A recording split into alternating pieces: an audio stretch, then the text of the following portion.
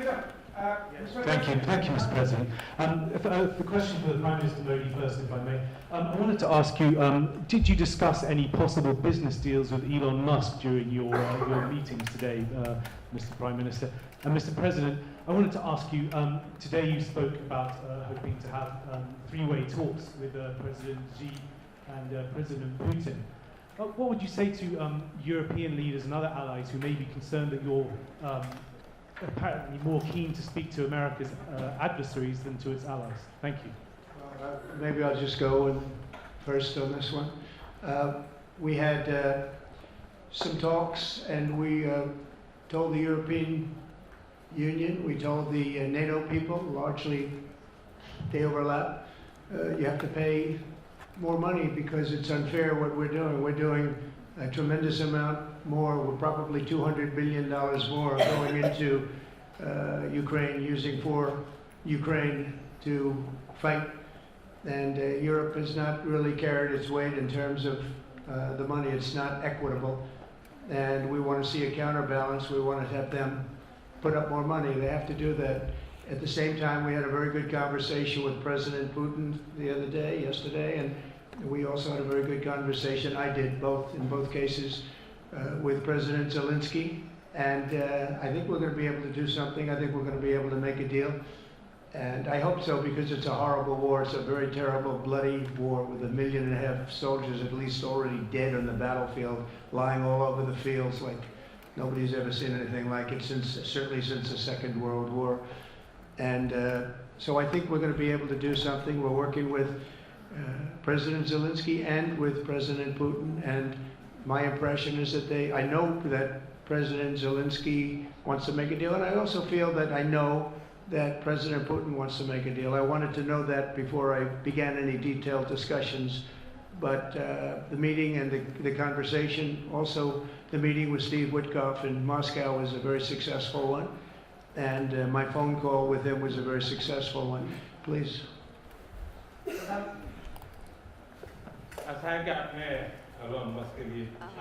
asked a question regarding Elon Musk. I have known him for a very long time.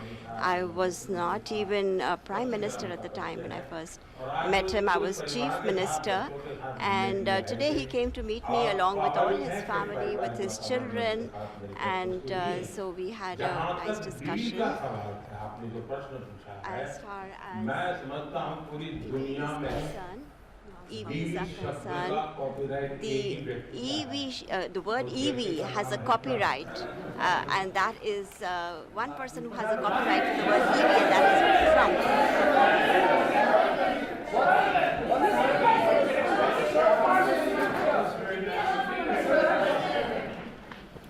Thank you, Mr. President. Can I ask whether you discussed at all today the case of Gautam Adani, who's one of the wealthiest men in Asia and perceived as an ally of Prime Minister Modi. Prime Minister Modi, have you asked the President to take action on that case? Thank you.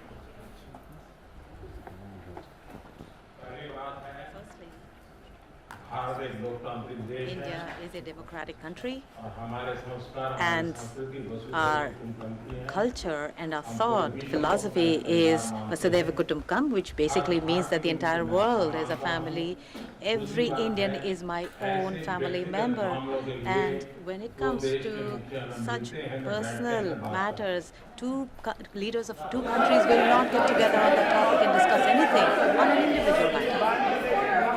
Go ahead. Please. Yeah, please. Sir, go ahead, please. Yes. Thank you, Mr. President.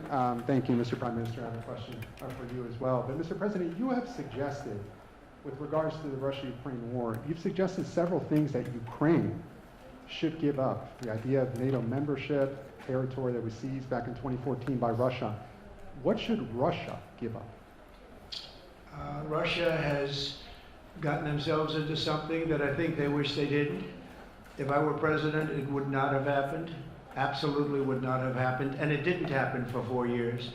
If you look at what has taken place under President Bush, they lost a lot. Under President Obama, they lost Crimea. Under Biden, it looks like they could lose the whole thing. Under Trump, they lost nothing. Ukraine lost nothing. They didn't give up anything. And you take a look at the other three presidents surrounding me, they gave up a lot. I think that when you look at Ukraine and when you look at the mess that they're in, it's got to be ended and it's got to be stopped. Now, Russia's taken over a pretty big chunk of territory, and they also have said from day one, long before President Putin, they've said they cannot have Ukraine be in NATO. They said that very strongly. I actually think that that was the thing that caused the start of the war, and Biden said it, and Zelensky said it, and I think that was one of the reasons, one of the starts of the war.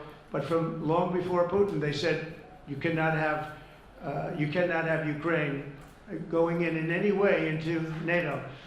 And I start from that standpoint. I think everybody knew that. Now, if a better deal can be negotiated, if they're able to make a deal where they can do that, that's fine with me. I really don't care. I want that bloodshed to stop. I don't want to see, you know, we have an ocean between us and the site we're talking about, the site of death. We're calling it the fields of death.